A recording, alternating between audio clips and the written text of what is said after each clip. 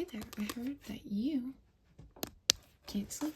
So, why don't you settle down, get yourself maybe a nice cup of tea, uncaffeinated.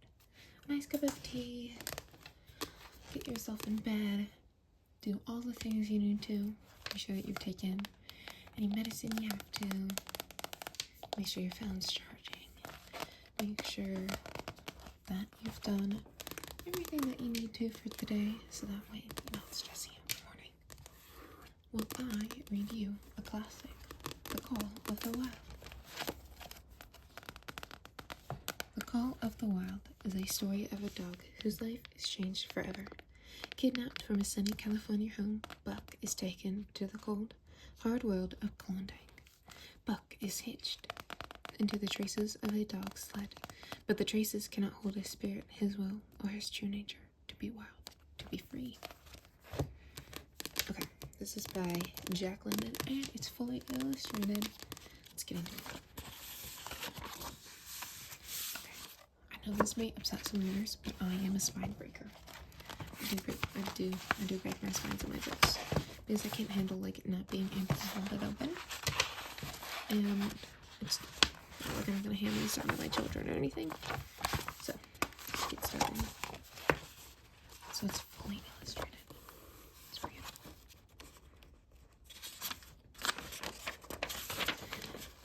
Note to the reader: a classic story rests in your hand. The characters are famous, the tale is timeless.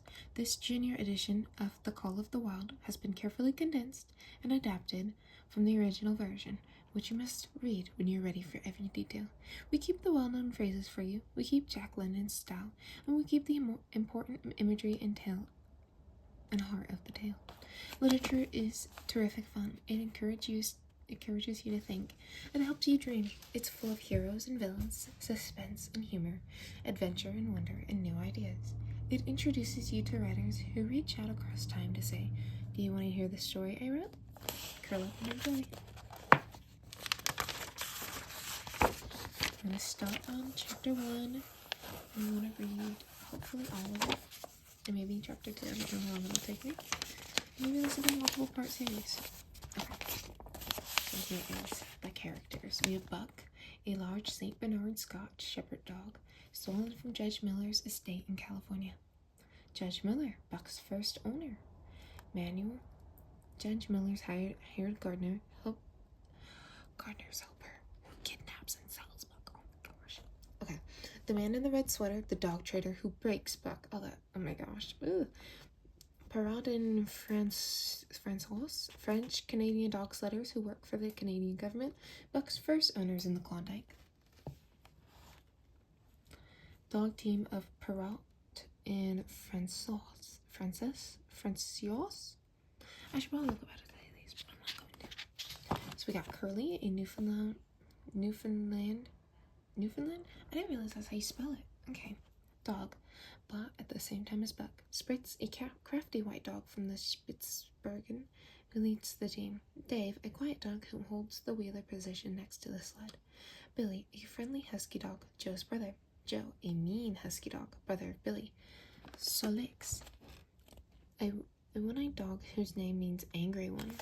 We got Pike, Dub, and Dolly, 3 dogs added during the trek. Teak and Kuna, native huskies added to the Rink Rapids. The Scotch half-breeds, the male carriers, Buck's second owner in the Klondike. Charles, an American tenderfoot in search of adventure, Buck's third owner in the Klondike. Mercedes, Charles' wife. Hal, Mercedes' brother, the driver of the team. John Thornton, prospector in the Klondike who rescues Buck. Knight and Skeet, John Thornton's dog. Han and Pete, John Thornton's partner. Black Burton, a bully in Dawson, Yukon. Mathewson, a bragging man who makes a bet with Thomason. Or Thornton. The Wild Brother, a wild wolf who befriends Buck. The Yeehats, a native Indian tribe in the Yukon Territory. We are now getting to the first chapter. Chapter 1. A Kidnapped King. Buck did not read the newspaper, or he would have known that trouble was ahead. Trouble not just for him, but for every strong dog with warm long hair along the western coastline. Men had found gold in the Arctic, and these men wanted dogs. The dogs they wanted were heavy. Dogs with strong muscles to pull dog sleds and with furry coats to protect them from the frost. Buck lived in a big house in the sunny Santa Clara Valley. Judge Miller's place, it was called. It was a large, beautiful home with wraparound porches and a long driveway. The estate had wide lawns with great stables, grape arbors, green pastures, and berry patches. Then there was a big cement dig where Judge Miller's boys took their afternoon swim and kept cool in the hot afternoon. Buck ruled over this great estate. Here he was born, and here he had lived the 4 years of his life. There were other dogs, but they did not count. The house dogs and the kennel dogs came and went, but Buck was neither house dog nor kennel dog. The whole place was his. He jumped into the swimming tank and went hunting with the judge's son.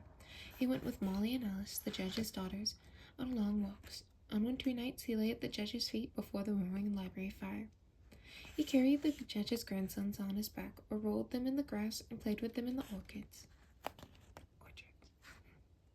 Buck was king over all the other dogs and every person in the Miller estate. His father, Elmo, had been a huge St. Bernard, the judge's favorite. Buck was not so large. He weighed only 140 pounds, for his mother, Shep, had been a Scotch shepherd dog.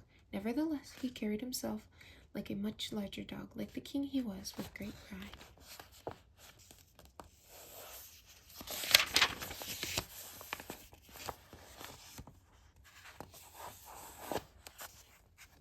And this was the life Buck led in the fall of 1897, when the Klondike Gold dragged men from all over the world into the frozen north. But Buck did not read the newspapers. He did not know that men's hearts could be turned to greed.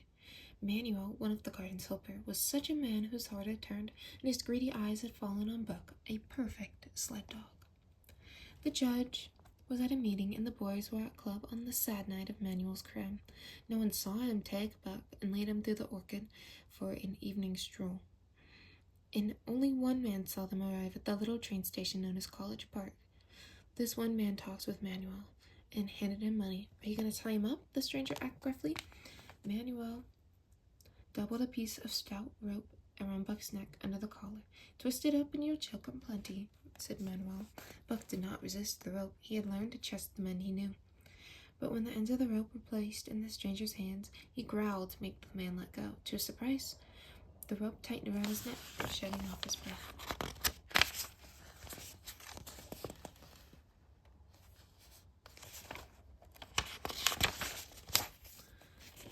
In a quick rage, he sprang at the man, but the man was ready. He threw Buck onto his back and tightened the rope more. Never in all his life had Buck been so cruelly treated, and never in all his life had he been so angry. But as strength left him, his eyes closed, and he fainted from the rope in the pain. He was not even aware when the train came, and the two men threw him into the baggage car. Next he knew, he was being jolted along, and something moving, and his tongue was hurting. The shriek of the train whistle had told him where he was. He was kidnapped.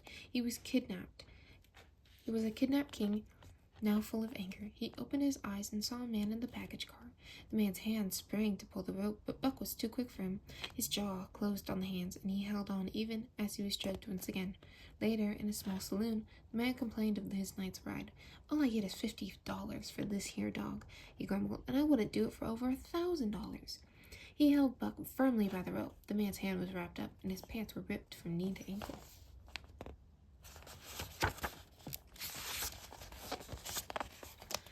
"How much did the other guy get?" the saloon keeper asked. "100. Wouldn't take a penny less. That makes $150, the saloon keeper said, "and he's worth it, or I don't know dogs. Here, lend me a hand with this brass collar he's wearing."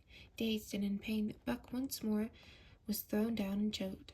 The two men held him down as they filed his heavy brass collar from off his neck. Then the rope was removed, and he was flung into the cage-like crate. Without his collar, no one would ever know that he was the king of Judge Miller's estate. Here he lay for the rest of the night. He could not understand what it all meant. What did they want for him, these strange men? Why were several of them keeping him in the narrow crate? Several times during the night he sprang to his feet and the shed door rattled, expecting to see the judge, or the boys at least. But each time it was the ugly face of the saloon keeper that turned in on him, and each time his hope turned into a savage growl.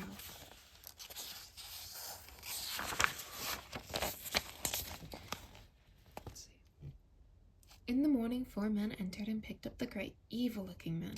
Buck stormed and raged at them through the bars. They only laughed and poked sticks at him as the crate was lifted into the wagon. Then Buck began a long journey on a wagon, a truck, a ferry steamer, and finally on yet another train, passing through many hands to a place he knew not where. The law of the club. For 2 days and nights, Buck neither ate nor drank. Shaking, he flung himself against the bars. The hunger was painful, but the thirst for water was torture. His throat was dry, his tongue was swollen, and his body burned with fever. He was glad for one thing, the rope off his neck. Never again would a man get a rope around his neck. For in those 2 days and nights of torment, he was changed into a new animal, a raging beast. He was so changed that the judge himself would not have recognized him. The train workers were glad to see this fierce beast leave the train at Seattle.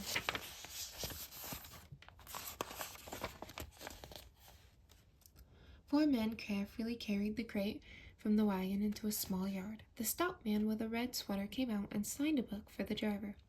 Buck knew this was the next tormentor, and he hurled himself against the bars. The man smiled grimly and brought a hatchet and a club. "You're going to take him out now?" the driver asked. "Sure," the man replied, prying the crate open with the hatchet. The 4 men who had carried the crate in scattered quickly and got us up a safe high wall to watch. Buck snarled, growled, and rushed at the sides of the crate. "Now, you red-eyed devil," said the man in the red sweater when the crate was dashed open. He dropped the hatchet and shifted the club to his right hand, and Buck truly was a red-eyed devil, with hair bristling, mouth foaming, and a mad glitter in his eyes. In his bloodshot eyes. Straight at the man he launched his 140 pounds of fury. In midair, just as his jaws were about to close on the man,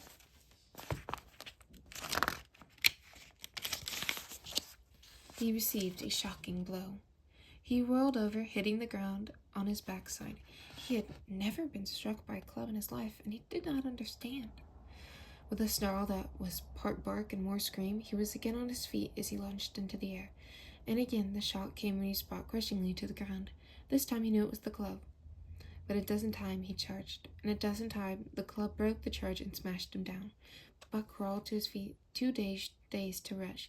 He staggered limply about, the blood flowing from his nose and mouth and ears, and then the man gave him a frightful blow to the nose. And all the pain he had ever known was nothing compared with this. With a lion-like roar, he hurled again at the man. The man struck a final blow, and Buck crumpled and went down, knocked completely senseless. "You can't break a dog." "That's what I say," said one of the men on the wall, exclaimed. "I'd rather break mild mustangs any day." I think that's horses. And the reply of the driver as he climbed down on the wagon and stared at the horses. Buck's senses came back for him, but not his strength. He lay where he had fallen, and from where he watched the man in the red sweater. The man read over the note and came with the crate. "Well, Buck, my boy," he went on in a friendly voice, "we've had our little lesson, and the best thing we can do is let it go at that. You've learned your place, and I know mine. Be a good dog, and all will go well. Be a bad dog, and I'll be beating the stuffing at you. You understand?" As he spoke, he patted the head he had so cruelly pounded with no mercy. Buck's hair bristled at the touch of the man, but he lay still. When the man brought him water, he drank eagerly and later gulped down a meal of raw meat, chunk by chunk, from the man's hand. He was beaten, he knew that, but he was not broken. He saw that he stood no chance against the man with a club. He had learned the lesson, and he would never forget it. As the days went by, other dogs came in crates and at the end of ropes. Some came quietly, some raged and roared. Buck watched each new dog pass under the club of the man in the red sweater, and he knew that when the man with the club was a lawgiver, a master to be obeyed, but never a friend. More strangers came in who talked quietly and eagerly to the man in the red sweater. Money passed between them, and the strangers took one or more of the dogs away with them. Buck wondered where they went, for they never came back. And then his time came. A little wrinkled man who spoke broken English spotted Buck. "Hola!" he cried, when his eyes lit upon Buck. "That one bully dog, eh? How much?" 300, and that is a bargain," said the man in the red sweater. "You're paying with government money. You can afford that, eh?" Perrault grinned. For so fine an animal, this was not a high price. The Canadian government could well afford such a dog. Perrault knew dogs, and when he looked at Buck, he knew that he was 1 in 1,000. 1 in 10,000, he said to himself. Buck never saw money pass between them. Perrault also bought another dog, a good-natured Newfoundland named Curly, and he led the two dogs away. And that was the last Buck saw of the man in the red sweater. As Curly and he looked at the shoreline from the deck of the boat, it was the last he saw of the warm land of the Southland coast.